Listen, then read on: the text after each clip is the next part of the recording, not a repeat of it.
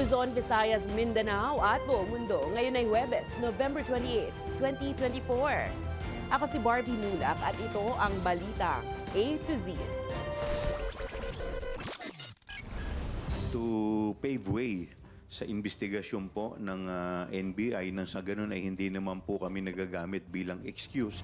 Kamara, ipinagpaliban ng House panel hearing sa Biyernes para makasipot si VP Sara sa supina ng NBI. Pangako sa kanila ay bibigyan sila ng 500 for 3 days pero ang ibinigay lang ay 200. Supporters ni Vice President Sara Duterte na 3 araw nang nagtitipon sa likod ng EDSA Shrine, itinangging binayaran sila. Very evident na po ito, nakikita na natin sa pintura. Mga mamimili sa Divisoria ng bagsak presyong laruang panregalo sa Pasko. Binalaan dahil sa toxic chemicals. Sa showbiz, Iza Calzado balik entablado sa Tiny Beautiful Things. At Blackpink member Liza may Christmas treat para sa kanyang fans.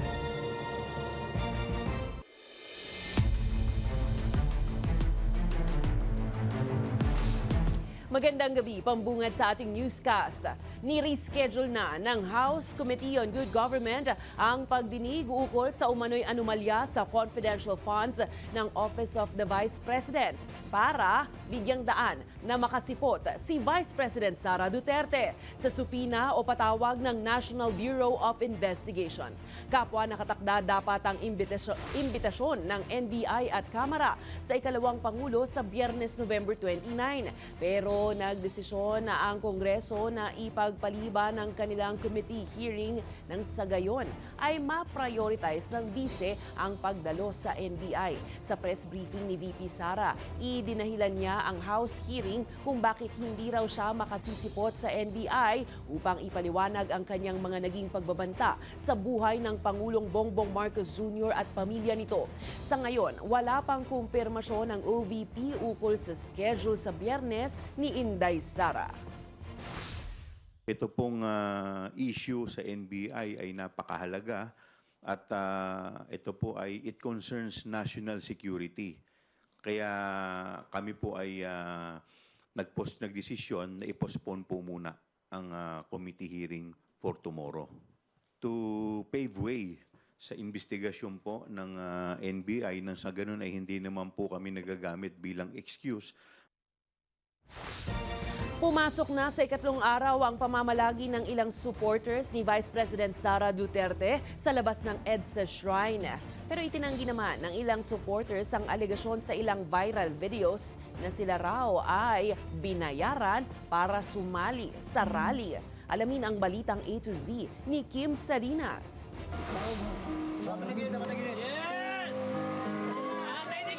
Kasabay ng dating campaign jingle ni ex-President Rodrigo Duterte, dito sa likod ng EDSA Shrine, nagtipon-tipon ang Duterte supporters.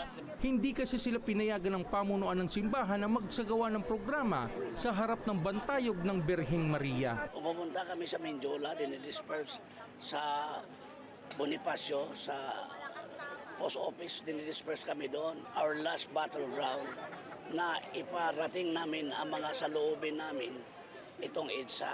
Ang iba, naglatag na ng tela sa damuhan na tila nagpipiknik kasama ang pamilya. Nagbigay pa ang Duterte supporters ng sarili nilang crowd estimate. Simula doon sa hanggang dulo, papunta dito, kulang-kulang umano na nasa 500 hanggang 1,000 ang kataong supporters na nananatili dito ng 3 araw na ngayong araw na ito. Yung iba naman, sumisilong at kapag may darating na pagkain at may programa na sila, saka sila magtitipon-tipon. Sa ngayon, mapapansin nyo, kanina meron silang tarpaulin dito pero request daw ng simbahan, itiklop na lang muna at kapag may programa na, saka lamang ito ibuklat para sa kanilang programa dahil natatakpan umano at bilang paggalang at sagrado dito sa kanilang simbahan. Kanina, pinagkaguluhan ng ice candy na pinakyaw ng Duterte supporters na si Kendred para ipamigay sa mga tao. Aniya, gusto niyang ipakita ang suporta kay VP Sara Duterte na nahaharap sa pagdinig sa Kamara dahil sa di umano'y maanumalyang paggastos sa daang-daang milyong pisong confidential funds. Magpakatatag ka lang, nandito lang yung mga solid supporters mo. Kami, hindi man kami karamihan dito pero nandito kami hanggang kailan matapos ito. Pero ang Philippine National Police may ipinakitang viral video kung saan nagtatalo ang Duterte supporters dahil nagkaunsihan umano sa bayaran sa pagsama sa rally. Ganun naman ba? Mari naman po sinabi lang sa amin.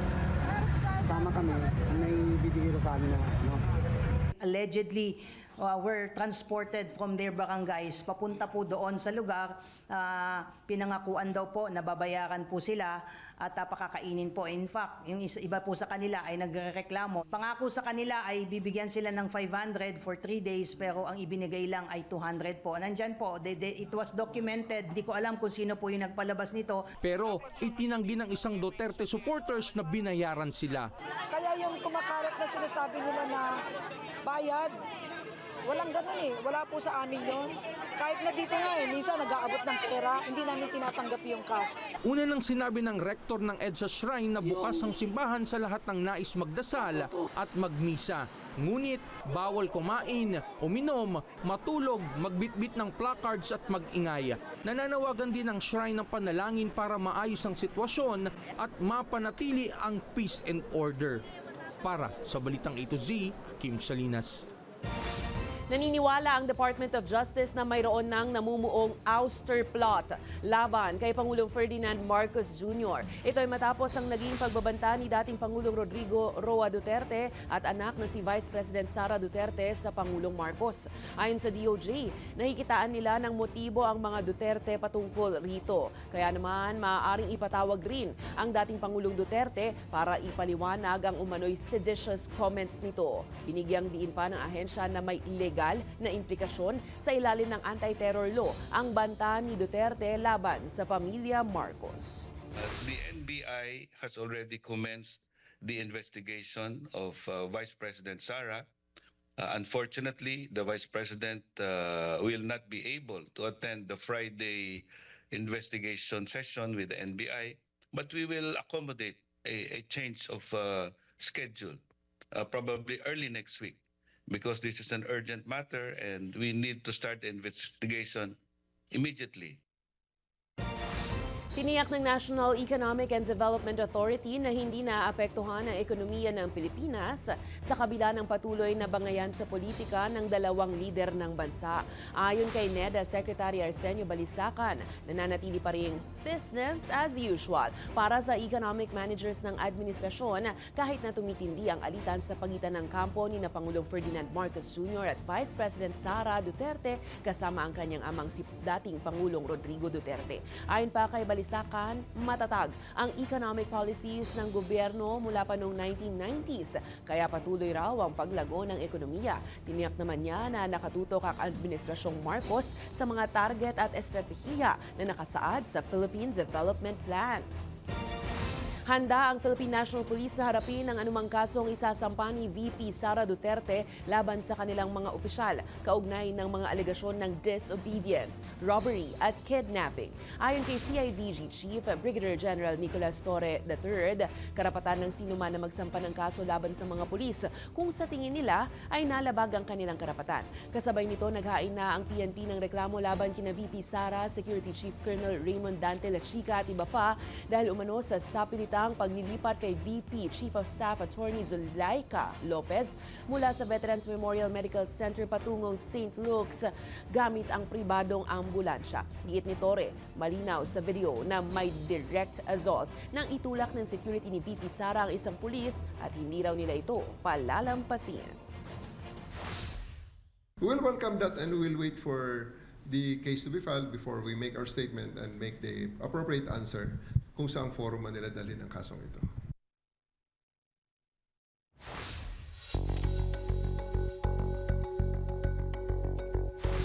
Umarangkada na sa Sheraton Hotel sa Pasay City ang Bicameral Conference Committee upang pagtagpuin ng ilang pagkakaiba sa bersyon ng mataas at ng mababang kapulungan pagdating sa panukalang 6.3 trillion peso national budget para sa taong 2025. Kasama sa isa sa pinal ay ang budget ng Office of the Vice President na mula sa 1.3 billion pesos na panukala ay nabigyan lang ng 733 million pesos. Hot topic rin ang 39 billion pesos na panukala ng Kamara para sa ayuda para sa Kapos ang Kita o AKAP program na siyang tinanggap ng Senado sa kanilang bersyon o tinanggal ng Senado sa kanilang bersyon. Sa kabila ng mga pagkakaiba, kumpiyansa naman si Senate President Chis Escudero na may isa sa batasang panukalang pambansang pondo bago magpasko.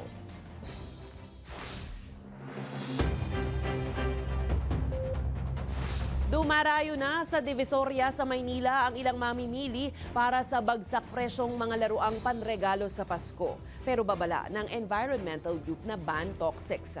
Huwag padadala sa mga murang laruan dahil posibleng nagtataglay ang mga ito ng nakalalasong kemikal.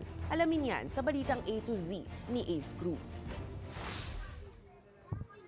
Naghahanap ng pamaskong panregalo si Cindy para sina anak at mga pamangkin. Kaya't para mapagcash ang budget, sa Divisoria sa Maynila ang punta niya at tiyempong may tig 25 pesos na laruan kung maramihan, habang tig 35 pesos naman kung kada piraso. Sa ibang palengke, medyo mahal na, pricey na, kaya dito na lang. Kasi mga bagsakan kasi dito eh. Sa mall mas mahal, hindi ka makaano. Kasi mahal yun doon eh. Pero babala ng environmental group na Ban Toxics, huwag papadala sa murang mga laruan dahil lumabas sa pagsusuri ng grupo sa halos 300 mga laruan na positibo ang mga ito sa nakalalasong kemikal gaya ng lead at mercury. Very evident na po ito, nakikita na natin sa pintura, nakikita pa din natin mismo dun sa materyales na ginagamit na mula po sa plastic. Ilan sa mga laruang ito ay kotse-kotsehan, mga bola, pati ang mga laruang makeup kit. Gate ng grupo, dapat maging mapanuri sa pagbili lalo't kalusugan ng bata ang nakasalalay dito. Tingnan nila ng maigi yung mga pakete, kilatisin din mismo yung mga laruan kung pwede na ilabas doon sa lalagyan, tingnan kung nababakbak yung mga pintura, tingnan kung may masangsang na amoy para mas makasiguro tayo na ito ay magiging ligtas sa ating mga anak. Kaya ang ilang magulang nag-iingat na sa pamili ng mga laruang panregalo. Kilatis ko talaga yung branded niya tapos yung matibay na laruan. Kasi hindi naman talaga namin alam to kung anong nilalagay na chemical dyan. Kasi Bumibili lang din po kami. Pero para mas sigurado, si Nanay Leslie hindi na namimili ng laruan. Mga damit lang po yung mga dinayo ko po dito. Kasi baka mamaya delikado rin po, ganun. Kaya hindi naman po ako pag nagre-regalo rin sa mga bata, hindi po ako nagre-regalo ng laruan. Ayon sa Ban Toxics, ang toxic toys ay hindi dumaan sa tamang regulatory agencies para matiyak na ligtas sa mga ito sa bata. Kinalampag din ng grupo ang pamahalaan na mas maghigpit sa pagpasok ng mga laruan sa bansa. Para sa Balitang A to Z, Ace Cruz. Tiniyak ng Department of Trade and Industry na mananatiling stable ang presyo ng mga pangunahing bilihin hanggang sa katapusan ng taon. Ayon kay Trade Secretary Maria Cristina Roque, higit 50% ng mga produktong Noche Buena ang may parehong presyo katulad nung nakaraang taon, habang nagkaroon naman ng pagtaas ng mas mababa sa 5%.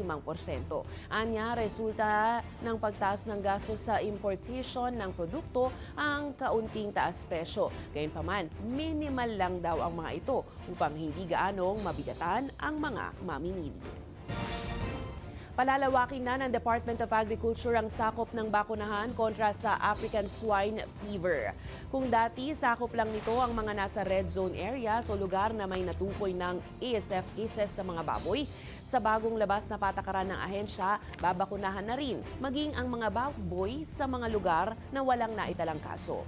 Layon nitong mapalakas ang biosecurity measures ng industriya ng pagbababoy at mapigilan ang mga bagong ASF outbreak.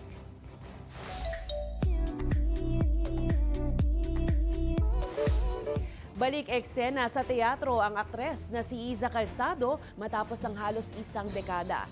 Bida si Iza sa Tiny Beautiful Things, isang theatrical play na humakot ng papuri dahil sa malalim at makabuluhang kwento nito. Gagampanan ni Iza ang karakter na si Sugar, isang advice columnist na tinutulungan ng iba't ibang tao sa kanilang mga personal na suliranin. Aminado ang aktres na napapayag siyang bumalik sa entablado dahil sa ganda ng script at sa kakaibang hamon ng kwento. Bukod kay Isa, kasama rin dito sina Ketchup Eusebio, Rodi Vera, Regina De Vera at Brian Sia. Mapapanood ang Tiny Beautiful Things tuwing weekend mula November 16 hanggang December 8 sa Power Max Center Spotlight Black Box Theater sa Circuit, Makati. Susunod, bangayang Marcos Duterte binatikos ng mga labor group. At pinakamabigat na snowfall sa Seoul, hindi bababa sa 5 tao ang nasawi. Abangan ang kumpletong ulat sa pagbabalik ng Balitang A to Z.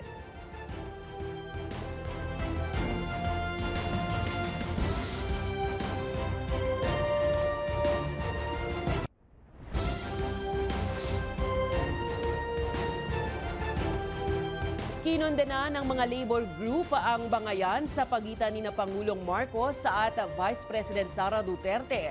Anila, mas dapat tutukan ang isyu ng mga manggagawa kaysa sa personal na interes. Samantala, maglulunsad naman sila ng kilos protesta sa Bonifacio Day para panagutin ang administrasyon sa umano'y kapalpakan nito sa pagtugon sa mga krisis sa bansa. Ang Balitang A to Z ni Naomi Almojano. Itong nangyayari sa pagitan ni Marcos at ni Duterte, ito ay lumang politika na hindi relevant sa mamamayan. Iyan ang patutsyada ng ilang labor group sa patuloy na bangayan at sigalot sa pagitan ni Pangulong Ferdinand Marcos Jr. at Vice President Sara Duterte. Sa halip daw kasi na pagtuunan ng pansin ang kapakanan ng manggagawang Pilipino, nauubos ang oras sa personal nilang hidwaan. Doon sa mga nag-iisip na itong si Marcos at saka si Duterte ay magkaiba at kinakampihan, either Marcos or Duterte, yan ay mga lumang kaisipan.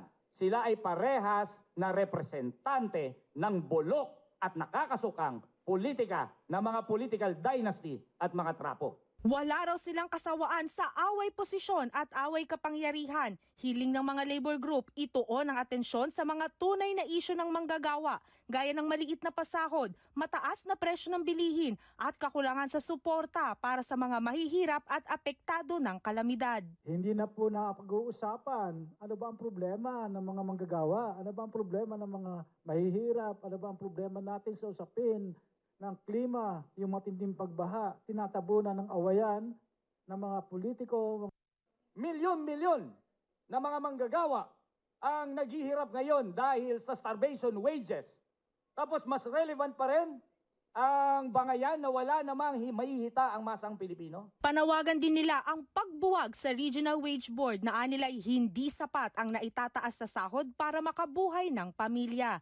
Kaya naman sa darating na Bonifacio Day sa Atrenta, magmamarcha ang bukluran ng manggagawang Pilipino patungong Mendiola para ipanawagan ang karapatan ng mga manggagawa at panagutin ang Administrasyong Marcos Jr. sa mga umano'y kapalpakan nito sa kapakanan ng taong bayan. Para sa Balitang A to Z, Naomi Almojano.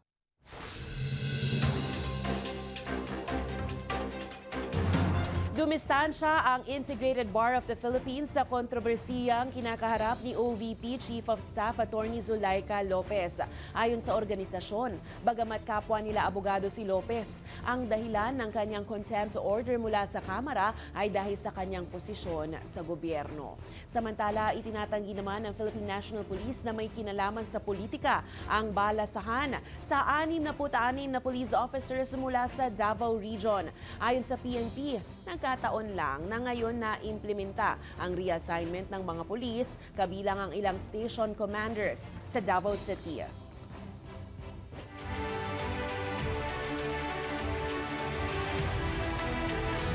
Plano ni dating Caloocan Representative Edgar Erice na maghain ng apela o motion for reconsideration matapos siyang madiskwalipika ng Commission on Elections para sa halalan sa 2025. Ayon kay Erice, diniskwalipika siya dahil umano sa inis ng COMELEC dahil sa patuloy niyang pagtutok sa mga issue sa halalan. Nitong Miyerkules, pinayagan ng COMELEC ang isang petisyon na humihiling ng disqualification kontra kay Erice dahil sa umano'y pagpapakalat ng maling impormasyon ukol sa kasunduan ng poll body at ng South Korean firm na Miro Systems. Pero giit ni Erice, hindi siya nagdidiskaril ng eleksyon kundi ipinaglalaban lang niya ang laban kontra sa di umano'y katiwalian ng kasunduan ng COMELEC at Miro.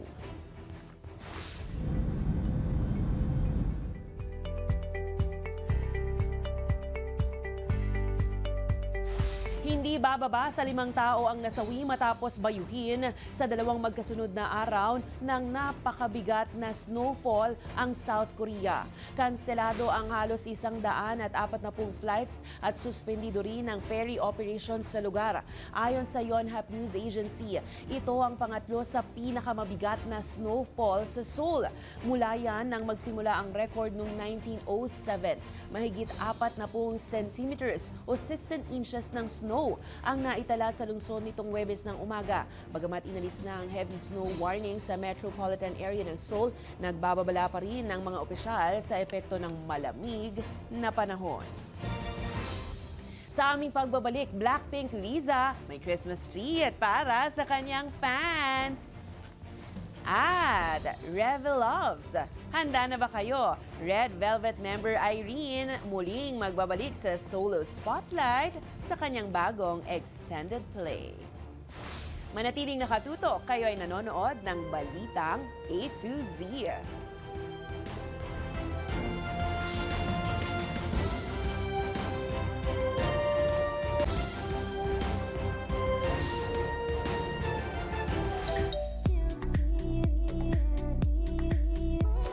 Hindi talaga paaawat sa kasikatan ng K-pop stars lalo na ngayong holiday season dahil ang Blackpink member na si Lisa may Christmas treat para sa kanyang fans. Habang Red Velvet member Irene muli namang nagpasabog ng excitement sa kanyang bagong solo extended play na Like a Flower. Ang mainit na chika sa Balitang A to Z Showbiz ni Lane Garcia. Ready, Blinks at Lilies! May early Christmas gifts si Blackpink Lisa para sa inyo. Ngayong November 29 Biyernes, i-release ni Lisa ang remix version ng kanyang hit song na Moonlit Floor at Santa Baby. Kinumpirma ito ng Loud sa kanilang official Facebook page. Taong 2023 nang maglabas si Lisa ng Christmas song cover na My Only Wish ni Britney Spears. At nitong November 20, ipinasilip ng Loud ang official teaser para sa debut solo album ni Lisa na Alter Ego na ilalabas sa susunod na taon. Samantala, hindi lang Blinks at Lilies ang may dahilan para magdiwang.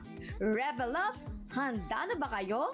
Red Velvet member Irene muling nagbabalik sa solo spotlight sa kanyang bagong extended play na Like a Flower. May 8 tracks ito na sumasalamin sa mga pinagdaanan ni Irene sa kanyang buhay. Kamakailan lamang muling nag-reunite si Irene kasama ang Red Velvet sa isang concert sa Mall of Asia Arena bilang bahagi ng kanilang ika-10 debut anniversary. Para sa Balitang A to Z Showbiz, Lane Garcia. Kung kayo ay may kwentong kakaiba, mga kwento ng pag-ibig o storya ng inspirasyon at pag-asa, maaari nyo tong ibahagi. Sumali sa ating Facebook group na Balitang A to Z. Panoorin ang replay ng ating programa at sundan ng ating social media pages. Hanapin ang Balitang A to Z. Ang ating pabaong quote of the night ay mula sa isang political philosopher na si Martin Luther King Jr.